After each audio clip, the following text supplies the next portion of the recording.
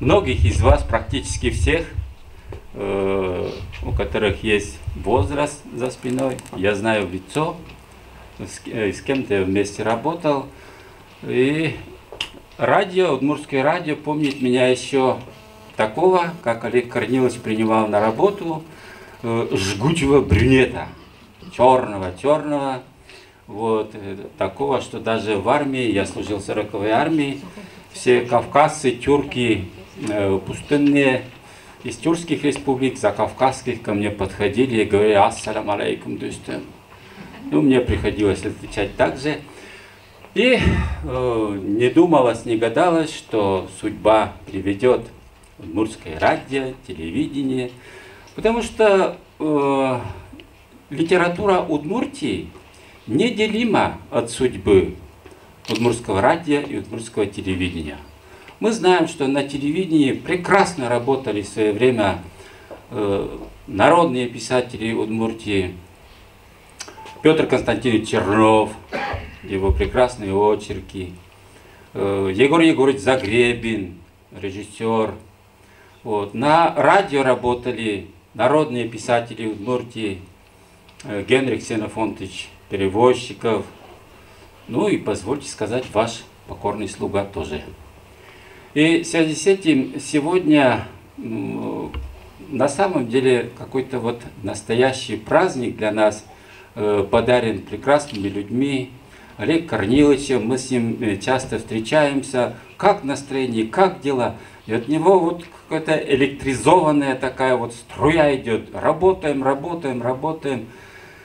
И, слава Богу, работа сделана. Работа сделана красиво.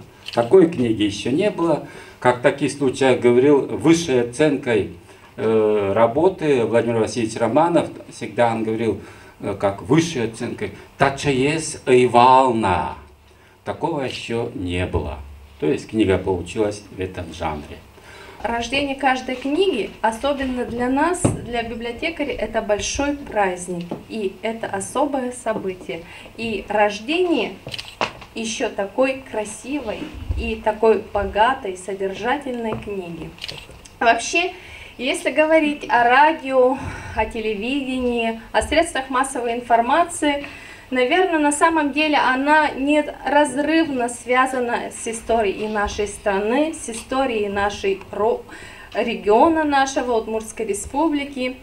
И вот знаете, даже вот невольно как-то вспоминаются, вообще мне часто задают, будучи я из другой республики, мне задают такой вопрос очень часто. А почему ты вообще приехала в Ижевск?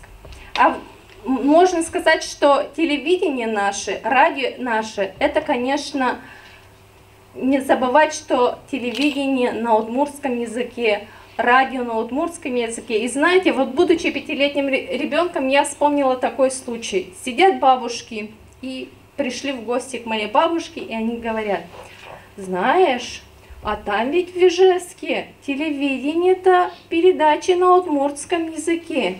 И мне, знаете, это было так интересно, я задумалась, ну когда же я поеду в Ижевск и смогу посмотреть передачи на удмуртском языке. Тогда это сейчас мы, хоть в Америке находимся, хоть и в Австралии, у нас благодаря сегодняшним, ну скажем, благодаря сегодняшним средствам информации мы можем получить везде эту информацию. Ну вот тогда у нас было такое время. И, конечно, сегодня, наверное, вот связывая с этой книгой, мы, наверное, не можем забыть, что СМИ – это всегда четвертая власть, когда мы говорили. Особенно сегодня мы об этом говорим еще острее. И когда в СМИ строят и какую-то политическую систему, какую-то экономическую систему. И, наверное, вот эта вот книга – это потому что, не зная истории, мы не сможем построить будущее. Соответственно, чтобы построить будущее телевидения и радио, у нас теперь есть вот эти 3 тома изданий. И автору хочется, не автору, скажем, в данном случае, именно кто был вдохновитель, по чьей редакции общая книга выходила, выразить Олегу Корниловичу огромное спасибо. Также пожелать дальнейших творческих, скажем, вдохновений для дальнейшей работы. И нам сегодня приятного и полезного вечера. Я книгу саму не читал, но я очень внимательно просматривал, как фотограф и как человек, который неравнодушен к радио и телевидению. Ну, конечно, книга получилась, книга замечательная, тут что и говорить. Все книги я бы разделил на две части, на две категории. Это книги, которые посмотрел, поставил на полку и, может быть, даже не забыл. И есть книги, которые вот посмотрел, поставил на полку, снова посмотрел, снова поставил, снова посмотрел. И так вот много раз. Хоть я ее не читал, но смотрел ее минимум раза 3-4. По аналогии, вот недавно вышло издание в издательстве «Удмуртия», посвященное художникам. Я ее просматривал, еще даже не читая, просматривал раз, наверное, 50, не менее, почти каждый день. Я смотрел, пока, наконец, не напитался вот тем духом художественного творчества, которое было там заложено в этой книге. Вот в этой книге главная ее такая позитивная черта, там особенность, там очень много людей. Фотографии просто фантастические. Ну, видели ведь, да? Вот смотришь, погружаешься в историю, в мир 50-х, там 60-х, 70-х годов. Это же наше детство, мое, во всяком случае, детство. Люди, которых уже нет с нами. Вот. И вот ты сидишь и смотришь, вот буквально часами можно, не отрываясь, смотреть, еще даже не читая это издание. Вот. И то, что в книге люди, это, конечно, очень большое достоинство. Потом будет и содержание, потом будет какая-то история. Но вот само по себе вот эта аура, вот этот сгусток энергии, вот в этой книге он есть. Я бы хотел поздравить Олега Корниловича с этой удачей, как человека, который сопричастен, вот, который сделал вот это все. Спасибо большое, Олег Корнилович. Я могу только одно сказать, что когда мы 4 с небольшим года назад встретились, он говорит: Корнил, есть 1200 фотографий. Что с ним делать? В архив, здесь есть и архив, работник нет? Нету? Хорошо. Не надо это делать. Я уже сдал все книги, бумаги, фотографии про отца, про старшего брата. Это же потом не достать. Собрались через какое-то время в Удмуртском университете на кафедре электронных СМИ у заведующего Александра Наумовича Шейнина, кандидат технических наук, доцент. Собрались в кабинете и толкуем. Кто собрались? Ну, Василий Федорович, как член коллегии, Горбушин Роза Профиревна, директор Удмуртского радио, зам генеральный директор ГТК Удмуртии, кавалер ордена Дружбы. Пришел Толя Щербаков, руководитель академической хоровой капеллы. Еще Людмила Михайловна Прокоша, заслуженная журналист Удмуртии, представитель Союза журналистов. Сидели, обсуждаем, как будем книжку делать. Саша Шина: Корнилович, кто сегодня книги читает? Ты что, дурак, что ли? Ну, дурак, ну что? Интернет есть, у нас электронных СМИ, все в компьютерах сидят. Надо не книгу, а фотокнигу делать. Да, конечно. Конечно. Так и получилось. Фотокнига. 800 фотографий, но первоначальный текст, который обозначен в содержании, составляет, сначала было по 1000 страниц, потом слава нашему главному редактору Гера Грязеву, издательству Удмуртия, он определил как мог, потом 800 фотографий, художественный редактор наш Александр Васильевич Фертиков, бывший художник студии телевидения, прессовал по 150, наверное, да, 150 страниц, удивительно, 9 фотографий на одной стороне, и все читают, и удалось, да? В этом был успех книги. Но все-таки вынужден был вынести за скобки в качестве приложения очень многие материалы, которые невозможно не давать. Все это есть сейчас в интернете. Я вчера был, проверил. Полная версия книги сейчас в интернете есть. Пожалуйста, смотрите. Те, кому не удастся сегодня выиграть викторину, я придумал викторину, да, на 7 человек. Все остальные в интернет. И как Сашка Шенин говорит, смотрите, снимайте, скопируйте любые фотографии, молодые, пожилые, красивые и очень красивые, да. Вот это то, что вам хочу сказать. Теперь хочу еще что сказать. Мы 4 года книжку делали, потому что тяжелая, большая, и как надо было структурировать.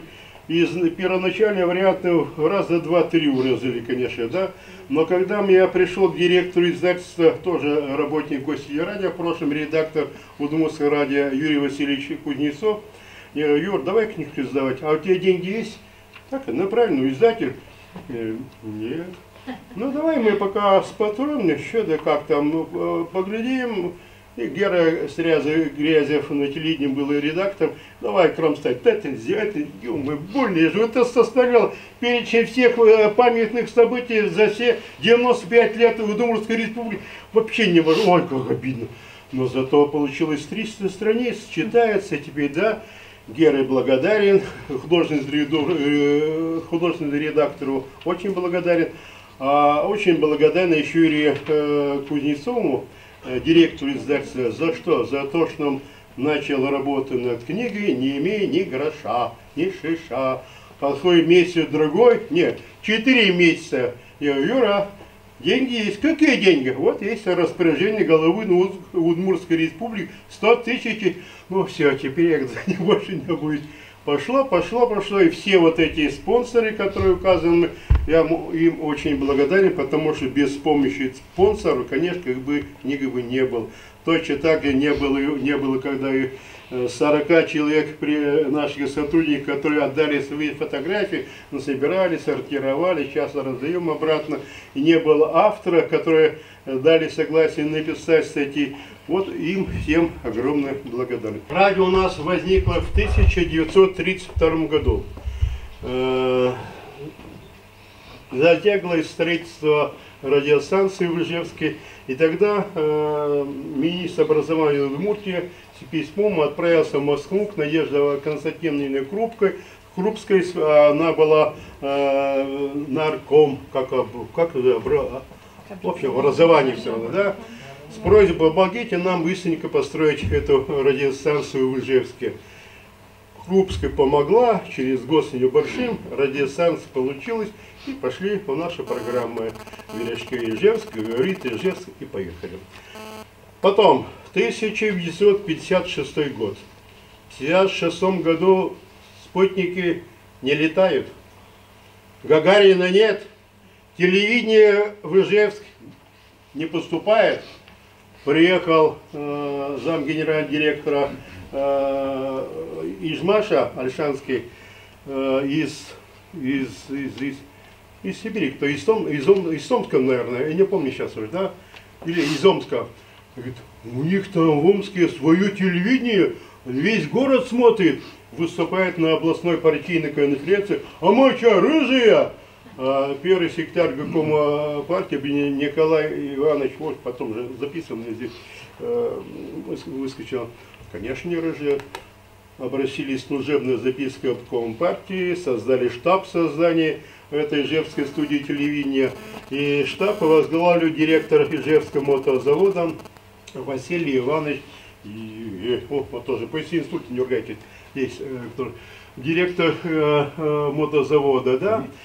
Фомин, вот с мотозаводской, я тоже с мотозавода. Фомин был геройством труда, штаб возглавили. И построили Ижевскую студию телевидения за 12 месяцев, вот на Пушкинской. Небывало короткие сроки. 2/3 техники спроектировали, сделали, сами изготовили по стандартам того времени на Ижевском мотозаводе. Помогли другие предприятия, Сталь, Челябинск, помогли, оптику делали в Ленинграде. И все это получилось благодаря тому, что обратились наши партийные органы к Дмитрию Федоровичу Устинову. Он, будучи депутатом Верховного Совета СССР от Удмуртской республики, оказался мужиком смелым. Он отщипнул из оборонного заказа Удмуртии на предприятии Удмуртии раскиданное, выделил телевидение студию. И сделали за 12 месяцев ВПК. Моментально сделали, прошла неделя, вторая, и что стало с телевидением? Влад, скажи, крякнуло удмуртское ижевское телевидение. Ну, работали, все нормально. Через 4 месяца с небольшим поставил должность, появилась у нас директора телецентра, и Ижевская студия телевидения была принята в государственную приемку. То есть создали телевидение в Ижевске первое среди всех автономных республик Советского Союза. Тогда студия телевидения не было еще в половине союзных республик в СССР. Вот как Ижевск начал выделяться на информационной карте СССР. Проходит еще 4-5 лет, и из Москвы пришла радиотрансляционная линия в Ижевск. Мы стали смотреть не только Ижевск, но Москву стали принимать в Ижевске. Вот этапы такой был сначала. Потом наши телевизионщики работали на Олимпиаде в 80, по-моему, да, Василий? В 80-м году, когда были такие шикарные костюмы, что москвичи Первый канал, то есть снимайте эти, какие-то иностранцы приехали, не наши, это наши ребята из Ижевской студии телевидения, костюмы шикарно сделали и показывали соревнования по многим видам спорта. Дальше больше. И так получилось, что за все эти годы, 60 лет телевидения исполняется нынче, у нас на радио, на телевидении, я насчитал порядка 100 человек стали лауреатом госпремии, заслуженным журналистом, деятелями искусств и России, и СССР, и связи и так далее. То есть студия стала известной, знаменитой, многие награды получали. А потом, продолжая традиции быть первыми, в 1991 году, вскоре после путча 1991 года, в сентябре 1991 года, мы с Василием Федоровичем, с другими замами проголосовали о том, что орган правительства Гостелерадио уже можно упразднить, и создание на базе органа правительства Гостелерадио технической службы радиотелецентра первую среди регионов России государственной телерадиокомпанию «Удмуртия», которая сейчас живет и развивается, стала структурой федеральной. Здесь на базе ГТРК стала филиал ВГТРК. За Олегом Корниловичем было комфортно работать. Мы всегда знали, что случись какая-то проблема, он нас защитит. Вот чувствовать за собой, спиной своего руководителя, который за тебя, если ты правильно все делаешь, что он все сделает, и вызволит, и оправдает тебя, это многого стоило. Спасибо вам за это, Олег Корнилович. В 1987 году я как раз после октябрьских праздников поступил на работу на радио Удмуртское. С Бодуна. Да. И вот с тех пор, говорят, о каждом человеке можно написать о жизни или роман, или повесть, или хотя бы рассказ. И я за неделю, наверное, читаю десятки повестей, романов, рассказов. И поэтому мне повезло в жизни, что мое хобби, увлечение литературой совпало с моей работой журналистской на радио. Поэтому я в следующем году будет 30 лет, как работаю, не меняю свою профессию, свое место работы. О радио можно много говорить, потому что такие легендарные личности, как Гай Сабитов, Пименко Саткин, Мелетина Гаврилова и другие, можно этот перечень тут продолжить. Евгений Осипов, Раиса Куликова. Да, Вячеслав Сергеев раз слово свое сказал, и он. И вот хорошая традиция у нас была на радио в свое время, где Алексей Степанович Амелин, Виктор Георгиевич Макшаков, я и другие, кто поэты в то время работали, писали стихи каждому дню рождения своих друзей. А еще, одно я сейчас прочитаю на удмуртском языке, а несколько еще в конце есть на каждого, наверное, больше 300 стихотворений к юбилеям и ко дням рождения. Я насчитал, сейчас специально готовлю книгу. Плотникова Евгения, она была телетайписткой, на удмуртском одно прочитаю, потому что мне она очень нравится, понимающие удмуртский язык сейчас поймут, почему оно мне нравится. К 50-летию было написано в 1989 году. Она была телетайписткой, поэтому собирала все с телетайпа, вести с телетайпной ленты называлась программа на удмуртском языке, она переводила на удмуртский. И вот, котькудну нал, воевыльзе и вор, была звань умоез, на уродез, вань дуньез, возьматся чибор, и вор ёсты в уттени теле ез. Ез пумьосы чиворно шапыкен, вьяно велдычке кагаз выле, ваньзик состы оген кыкен, женя люкано калыке велде. Солы Американо тужматын, макыдёкыншат Африка солы, кычегине пыртем и воротын, кинегине уккарыса силы. Алжирно Ливия, Нигерия, Каир, Ангола, Замбия, Намибия, Заир, Бразилия, Боливия, Иран, Китайно, Португалия, Ирак, вызазик Парагвайно, Карамбай, выборчазик Уругвайно, Каркалай, Можга, Алнаш, Камбарка, Валамаз, Банзик, Сокавик, Котьку, Карьяслас. Таосно кылылям тунный вор, джины даортыр мэпе женялы, сайник телетайт вазе юр яр, вожмачкыса сто джечкыл солы. Сижон ниллэч кучгес шуда улон, памир джуждапе шудмет сыралос, сыче чебер малпамир сынуло, марджан кылын тынудук верало, Алжирно Ливия, Нигерия, Каир, Ангола, Замбия, Намибия, Заир, Бразилия, Боливия, Иран, Китайно, Португалия, Ирак, вызазик Парагвайно, Карамбай, борчазик Уругвайно, Каркалай, ношкарылыган, сырья, цепья, нырья, хоть кудыс аслазан тонелыгья. Последняя деревня — это ее родные края, разумеется. Еще было бы тут уместно напомнить несколько анекдотов о наших сотрудниках радио. Былитек. Это только Гае Сабитове, когда к столетию мы готовились, мне дали 7 минут, в Татарии у меня выступление продлилось 25-27 минут. Хотя слушаю с удовольствием. Но сегодня я только один анекдотичный случай из его жизни расскажу. Все мы знаем, что он был и в годы войны бухгалтером на радио, потому что у него финансовое было образование. Был и диктором, и редактором, и оставался на время отпусков руководителей вместо них. То есть ни одной должности, которые он не перепробовал, не осталось, наверное, в Доме радио. И вот когда в годы войны он сводки Совинформбюро переводил на удмуртский и передавал для удмуртских слушателей.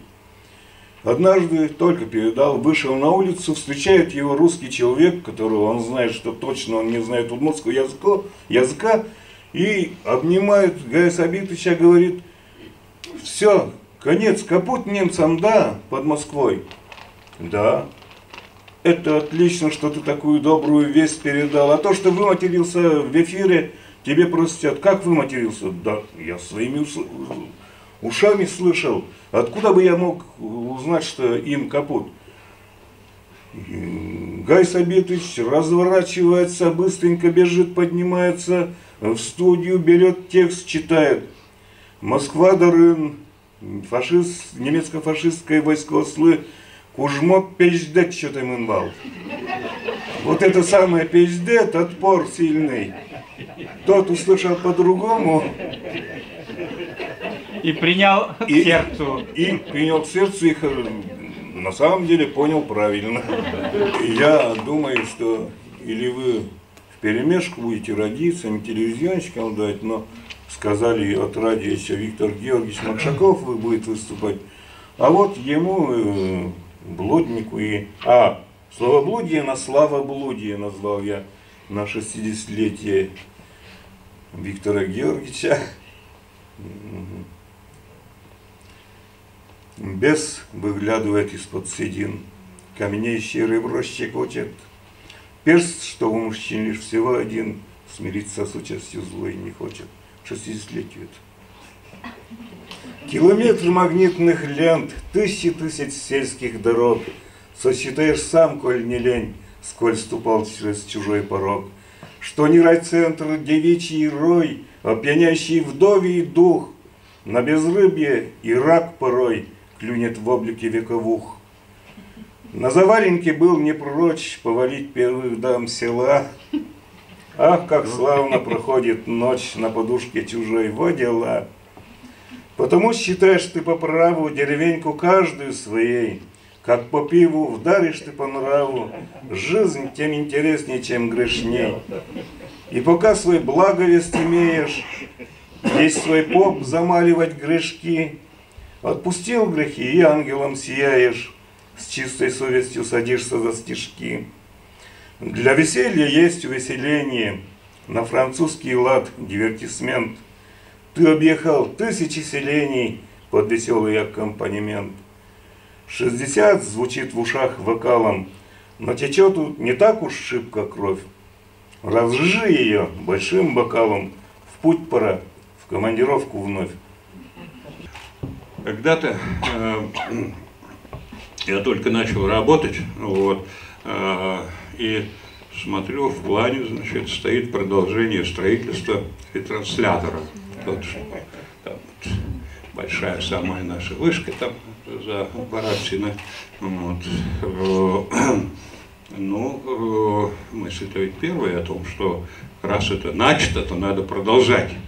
И что-то тоже были проблемы, как всегда, с финансированием, с людьми, не хватало специалистов, но в конце концов, значит, этот транслятор стал и, в общем-то, стал обеспечивать потребности всего города.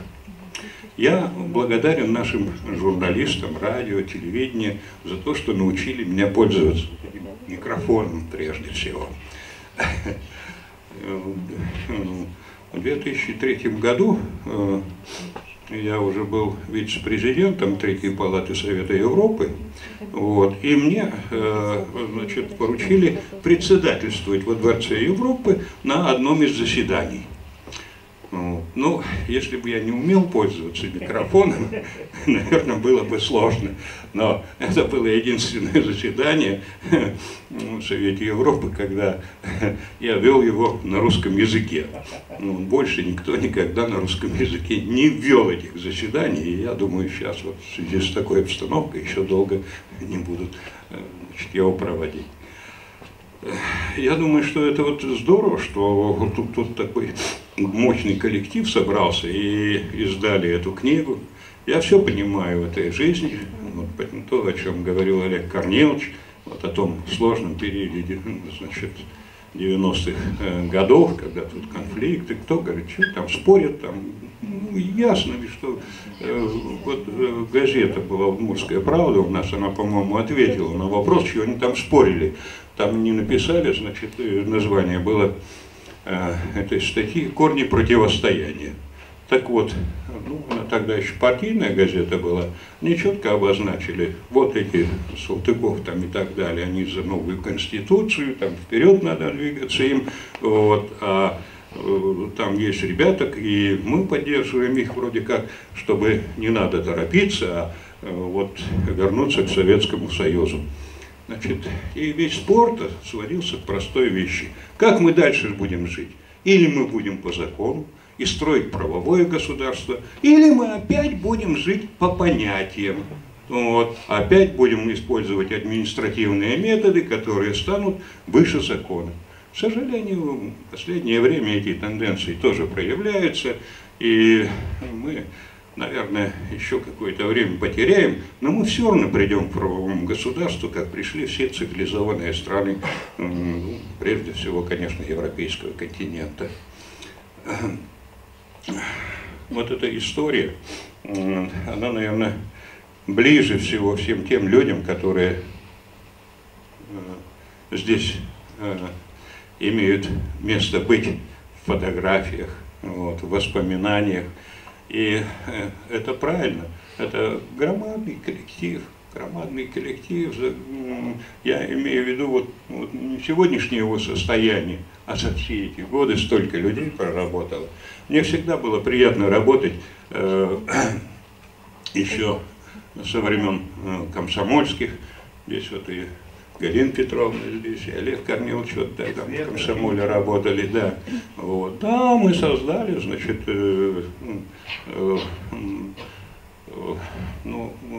значит, этот радио столицы, это было позднее, да. Ну, мы работали уже тогда, значит, и со Светланой Овчинниковой делали прекрасные репортажи о студенческих строительных отрядах. Мы работали и с Феликсом Симаковым, и с Генрихом Перевозчиковым. Вот. Это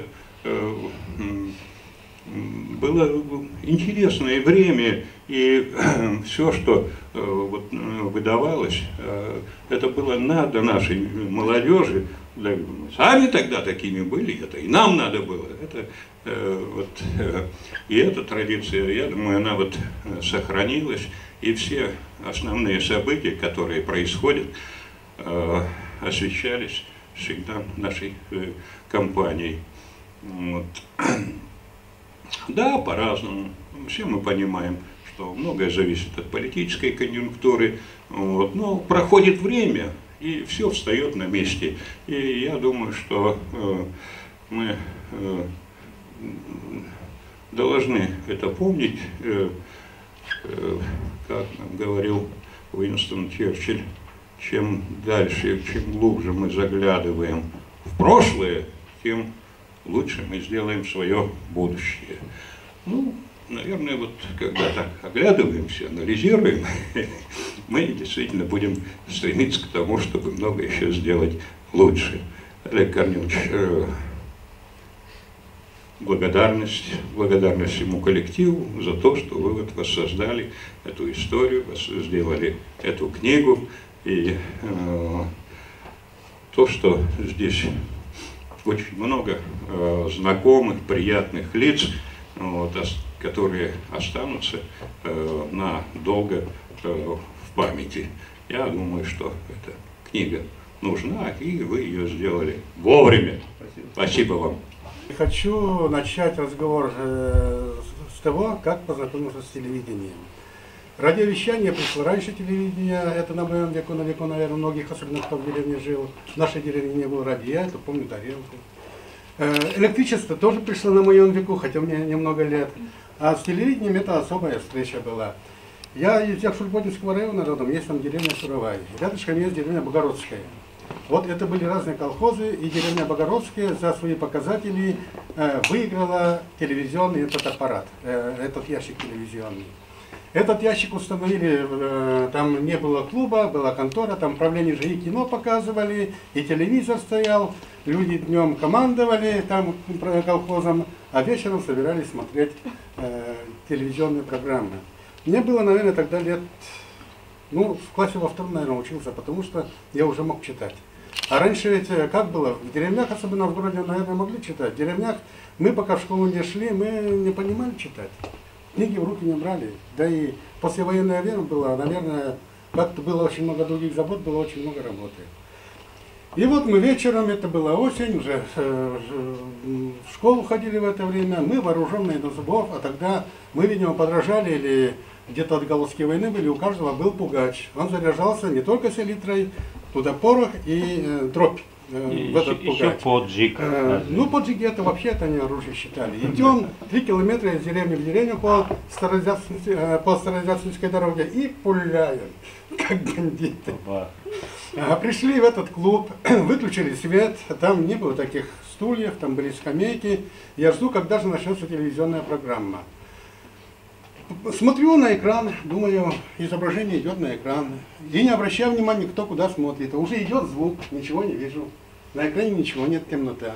Потом только я посмотрел слева и справа, смотрю, люди смотрят, все сидят, смотрят в другую сторону. А я, оказывается, смотрю на этот экран. До сих пор помню, шел фильм «Трамиля» с удмуртскими субтитрами. Вот почему-то это врезалось в память. Это был где-то, наверное, 58-57 год. На телевидении я работаю уже 40 лет, 1 марта будет как раз ровно 40 лет. Получилось так, что Олег Корнилович немножко уже предысторию сказал этой книге. Ветераны ушли на пенсию, стали уходить из жизни. И вот эта куча фотографий осталась бесхозной. Ну, она попала в мои руки, эта куча фотографий. Что делать, действительно, Олег Корнилович сказал. И дай бог, что они не оказались в мульде, эти фотографии. Они потом пойдут в Центр документации современной истории. уже разговор есть, так что если кого будет интересовать, часть фотографий, они будут должны находиться там. Я очень благодарен вот те трудные годы перестройки. Я помню еще, Олег Корнилович долго держал бумагу руки прочь, то есть лозунг руки прочь от Олега Корниловича, от Шиманова, да? Еще есть? Было дело. Было дело. Очень трудные годы, и я очень рад, вот тогда я работал заместителем председателя по телевидению, очень рад тому, что коллеги это сложное время понимали прекрасно. Лишнего они не сталкивали людей лбами, очень вели политику размеренную, и всегда вот на нашем телевидении никаких межнациональных не было, никаких проблем. Удмуртская редакция тоже работала очень хорошо и очень четко. Вот, в общем, мы эти рифы прошли, я считаю, очень спокойно и очень нормально. В республике действительно обстановка была довольно стабильной. Благодаря и, наверное, телевидению, потому что телевидение ведь в то время почитали, наверное, больше многих средств массовой информации. Это действительно было так. Прислушивались. Говорить много не буду. Хочу сказать большое спасибо, конечно, Алексею Максимовичу Сергееву. Вы вначале видели его здесь. Потому что весь этот архив собирался благодаря ему. Он человек был очень скрупулезно вот все собирал. И даже записи, какие телевизионные спектакли поставлены, какие фильмы сняты, именно вот это от него осталось. Слава Богу, что это тоже не кануло в лету. Это в электронной книге будет, уже все это есть, а информация это, я считаю, очень ценная. Хочу назвать фамилию Олега Порфирьевича Чиркова, Николая Васильевича Иванова, тоже ушедшие из жизни. Потом молодые операторы, Тимкин Николай, Александр Серафимович Кузнецов, Анатолий Тронин, операторы, и Валерий Андреев, который здесь сидит. Я всех, наверное, не назову, потому что список не делал, это на ум, что приходит. Благодаря вот этим людям эта книга возникла. И я никогда не думал, что она будет иметь такой резонанс, Олег Корнилович, честно говоря. И считаю, что в какой-то степени это итог и моей 40-летней работы на телевидении. Слава Богу, я очень рад, что так получилось. С Олегом Корниловичем мы как бы очень плотно познакомились тогда, когда мы с Майей Веретенниковой сдавали передачу в Москве. Мы ежегодно делали такую программу для того, чтобы она прошла то ли по первой, то ли по второй каналу. И, так сказать, его утверждали на должность председателя нашего комитета. Ну, и он сразу уже почувствовал, куда же он пришел. Мы всегда были одной из лучших студий в нашей стране. Мы входили в десятку лучших. При том количестве финансирования, которое как бы у нас было. Это значит, за счет тех кадров, которые у нас работали, за счет тех людей, тех лиц, о которых в этой книге. Поэтому такое колоссальное количество лиц представлено, ну просто действительно Олег Корнилович это очень большой труд. Это Василий Федорович виноват.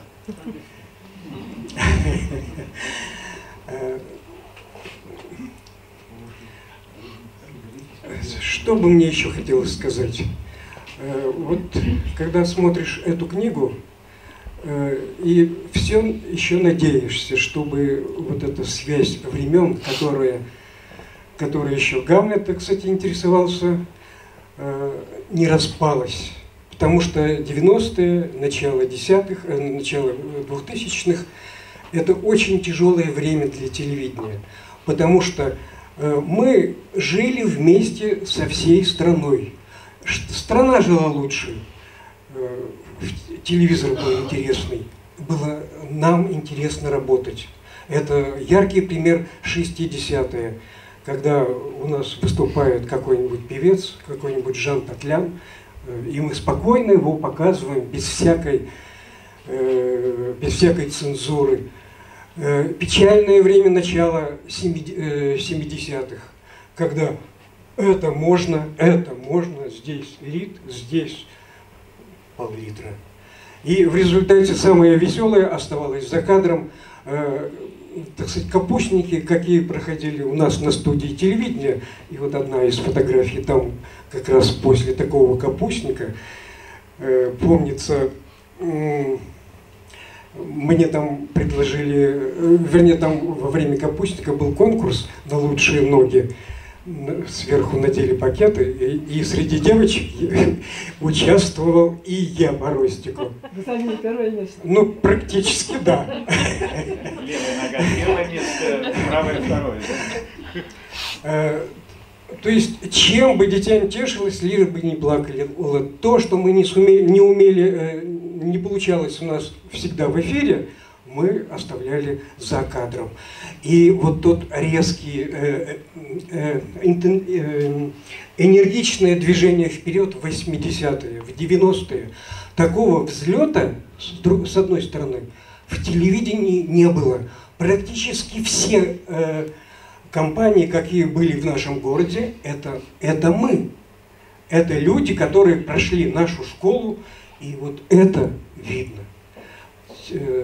Те люди и лучшие наши специалисты продолжают учить, продолжают работать, растить новые кадры. Поэтому чего вот как бы не хватает? Не хватает какого-то такой же книги, но более осмысленной, более стороннего взгляда. Потому что история, если она сегодня не пишется, это я уже, так сказать, чисто про нашу контору, то завтра все забывается. Вот яркий пример тех сюжетов, которые мы только что видели. Просто корреспондент не мог сказать толково, что же там происходит, потому что ракордов нет на том или ином сюжете, откуда взяты эти кадры. Ну, мы, так сказать, интересно работали, интересно прожили, и это в книжке, след этого остался. Я хотел выступить после Василия Федоровича. Василий Федорович Михайлов, который в районе у нас, ну, он вел передачи, и все знали его, и называли его Телевасей. Телевася. Я написал было давно эпиграмму такую. Теледраматург на телеочеркист, телережиссер на телеверашкищ, событесак бытесак телелися, теле Михайловна Телевася. Так вот, вы знаете, вы не поверите, что, возможно, я имею самый большой стаж сотрудничества с телевидением, потому что, когда я еще в 8 классе учился, Саша Титов, который создал передачу «Горная те» детскую, он меня приглашал. А почему выбор его пал на меня? Потому что он проходил, будучи студентом, практику в нашей Яшурводинской школе, и там вел кружок литературный. Вот и он не заметил. Я постоянно приходил на Пушкинскую улицу, то есть каждый месяц, и участвовал в передаче «Горная те». А вообще эту книгу мог создать, конечно, вот знатоки и такой человек, как Олег Корнилович Шибанов. Я не хочу противопоставить кадры редакторов, директоров телевидения, но знаете, когда вот случилась такая история с Олегом Корниловичем, он был вынужден уйти оттуда, я эту проблему обсуждал с Альфредом Александровичем Артамоновым, ну как-то так говорили, и он сказал, такого директора не было и больше не будет. Сейчас мало людей уже осталось, которые помнят еще вот 70-е годы, и когда я писал большой очерк и воспоминания, я понимал, что если я сейчас не вспомню кого-то, кого я обязан вспомнить, то их имена могут просто, так сказать, кануть в лету, и через 10-15 лет просто и не вспомнить, что вот были в 70-е годы такие-то журналисты, такие-то звукооператоры и прочее, прочее. И я потом подсчитал, я, так сказать, цель себе такой очень-то и не ставил, но вот подсчитал 28 имен я вспомнил, по-моему, самое большое количество, наверное, из всех вот авторов, да, 28. Вот. Анатолий Петров, например, ушедший, молодые не жизни, кто его помнит. Владимира Лучника, наверное, помнит, но наше поколение на эстрадной радиоволне, это была передача письмами, там, мешками получал он письма. Потом операторы, звукооператоры. Вот на наших глазах, на моих глазах, в частности, умерла эта профессия. Были звукооператоры на МЭЗах, пленка, потом на компьютерах, а потом вообще журналисты сами стали монтировать передачи. Нет уже такой вот профессии звукооператор. Вот. Но меня просили ответить К барьеру. к барьеру, да. Вот. Ну, что я хочу сказать. Володя, по поводу того, что Володя перешел на телевидение как-то. Сейчас он, по-моему, и слева, и справа, и с той ноги, и с этой, и на телевидении, на радио работает. Вот. И была у него такая передача, и сейчас, наверное, есть «Ладилен Асбарас», да, это в переводе как «Володя на подворье». А родился он в мае. И вот я ему посвятил такие стихи. «Сбылась голубая мечта, ты влез, наконец, в телевизор. Еще ты не телезвезда, но, судя по рейтингам, близок. Ты женщин созревших кумир, тебя обожают девицы. Разок еще слазишь в эфир, и все, уже можно звездиться. Гордимся, Володя, тобой, и млеем порой, как бараны, когда волосатой рукой ты машешь нам с телеэкрана. Но помни, ты вышел из нас, взошел, как на куче навоза. Мы твой Ладилен Асбарас, а ты наша майская роза». Вот. А началось все, ну, началось давно, конечно, все это вот стихоплёс, но как-то это немножко неловко. Рифмачество, рифмование. Был такой журналист Алеша Америн. Вот. И когда я пришел в 1976 году на радио, я писал в этой книге, что мы как-то сразу сошлись на почве того, что мы готовили вместе «Капустник». Вот Володя уже говорил о радио «Капустниках». Там, естественно, были стихи. А потом мы просто друг другу посвящали стихи, потом стали посвящать уже своим коллегам. Вот Володя насчитал штук 300, ты сказал, у тебя по посвящению, у меня, наверное, поменьше. Но вот ты тоже на русском и на удмуртском, поэтому... Да, вот, наверное, поэтому. Мне бы знать удмуртском. Ты тоже, наверное, 300 наколотил. Вот в 2007 году вышла вот эта книжечка. Вот, слава богу, она вот есть у вас, потому что я помню, вы купили, ваша библиотека, 40 экземпляров у меня, слава богу, помогли мне. Вот на обложке наш павильон.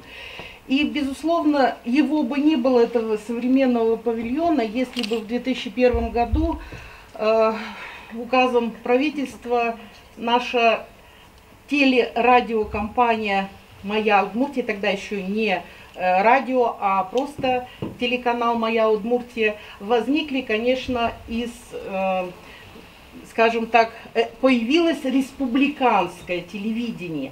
И оно ведь не зря появилось, потому что нужно было вот традиции национального вещания развивать. Вот, сказали, что достаточно не полно представлена здесь «Моя Удмуртия», ну, сравнить 45 лет, да, и мы 15.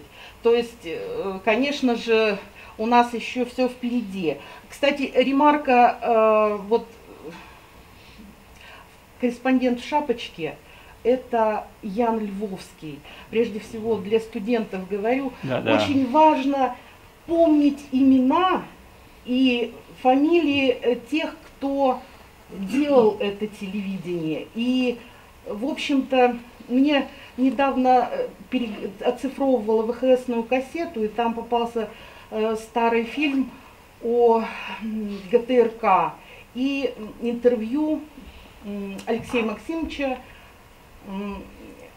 Сергеева о том, что же такое оператор. А раньше у операторов была камера, вот, Володя, 25, да, на килограмм весил, ну, очень тяжелая, да. А он обращается к операторам ГТРК, говорит, Эйзенштейн когда-то говорил, что вот стоят сапоги у двери, ты сними эти сапоги так, чтобы это вошло в историю. Да? Вот он очень часто цитировал Эйзенштейна, а я тоже позволю себе процитировать. По-моему, в статье «Пушкин и кино» там есть подзаголовок такой «Пушкин-монтажер». Сергей Эйзенштейн говорит, в нашей жизни правда всегда торжествует, но жизни часто не хватает. Вот моей радости низкий поклон Олегу Корниловичу и же с ним. И Владислав Анатольевич, и Владимир Федорович. Очень многие люди, вообще те, кто, собственно, герои этой книги, все мы пишем историю. И когда в 2002 году открылся наш телеканал, я пришла к Татьяне Павловне Баталовой. Тогда я снималась в «Шуриках», была просто, скажем так, комической актрисой, городской сумасшедшей. Да. Характерной. А перед этим, да, действительно, я проработала 10 лет в детском саду. Вот, 90-е провела в оазисе таком своеобразном в детском саду. А потом, когда я пришла на телеканал, я сказала: Татьяна Павловна, я хочу заниматься здесь чем-то интересным. Она сказала: ну в отделе кадров люди уже есть, Лев Вахитов тебя не возьмет, у него своих полно. Значит, что-нибудь писали? Я говорю, я писала в 80-х годах под фамилией Кириллова, когда закончила наш Уральский университет, журфак. Тогда было интересно. И я сказала: знаете, а у вас есть архив? Она говорит: ну слушайте, какой архив? Мы еще даже в эфир не вышли. Какой архив?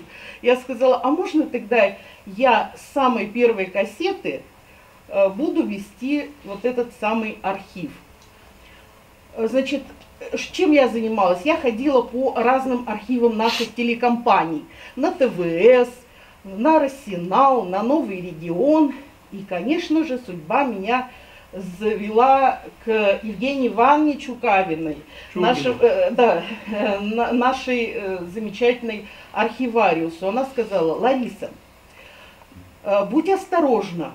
Она рассказала про форматы кассет и сказала: кассеты – это как дети. Вот у нас недавно, в 98 году, я уже захожу, по-моему, за минуту, но я очень коротко. В 98 году был летом гнус, и пленку поел. Попадал, мелкий такой, попадал в щели БТКамов, огромных кассет, и поел много пленки. Евгения Ивановна об этом говорила со слезами на глазах. Но, слава богу, у нас теперь на телекомпании кассет нет. Мы прошли через это. Это был сложный, очень сложный период. У нас были разные форматы. Сейчас кассет нет. А есть у нас только флешки, современные камеры, современные серверы, на которых объем информации гигантский. Буквально 25 терабайтов, несколько серверов по 25 терабайтов. Достаточно много информации, чтобы уместить будущее нашей телевизионной программы.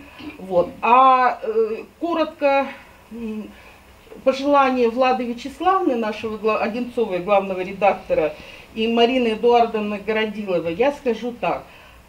Спасибо вам, ветераны телевизионные. Вас, молодые студенты, приглашаем на телекомпанию, на нашу. И потому что у нас программа национального вещания, Сергей Касаткин, замечательный совершенно редактор. И я вот просто могу сказать, что есть что показать вам. Кладезь программ на удмуртском языке. Видишь-кота не, жду тебя. Жишь кулачком. Очень много. Мен білем, сізден татар передачалар бекіп. Да. Безнен Вакыт, Кенгере, Колокольчик. Очень много передач. Но, тем не менее, вот передача «Землячество» – это особо дорогая для меня, скажем, передача, потому что там собраны, еще застал Лев Александрович Вахитов, людей, которые уже сейчас, к сожалению, ушли, да, и там и Тепляшина, и Анна Елисова, и те буквально в самый последний момент, Маргарита Суворова, очень многие программы, которые вот, ну, действительно составляют гордость нашей Удмуртии. А чтобы завершить свое краткое выступление, я могу сказать, что я горжусь тем, что я пришла вовремя, сделала правильный выбор, что пришла на телеканал, и сейчас работаю заведующей архивом. Сейчас газеты стали такие дорогие, и всю информацию, какую, значит, вот, но все, дело в том, что и радио, и телевидение дает самое, как, в сокращенном виде, все самое нужное, самое необходимое. Вот об этой встрече я тоже узнала из объявлений по радио. Я поражаюсь работе журналистов. Вот Владимир Пантелеевич, он и, значит, и новости читает, и программу ведет, и на русском, и на удмуртском. Я поражаюсь, когда человек успевает готовить. Значит, журналисты, еще нравится передача «Точка зрения». Пригласить кого-нибудь, значит, люди попадаются всякие. Настолько они умеют вытянуть из человека то, что, значит, интересно нам, зрителям, слушателям. Потому что, ну, человек приходит, там, начинает свое. Нет, журналист его направит, значит, в нужное русло, чтобы получить ответ, тот, который людей интересует. Я вот удивляюсь, думаю, как это журналисты, это самое. То есть они живут с народом, для народа и понимают, что и как нужно делать. За это им огромное-огромное спасибо.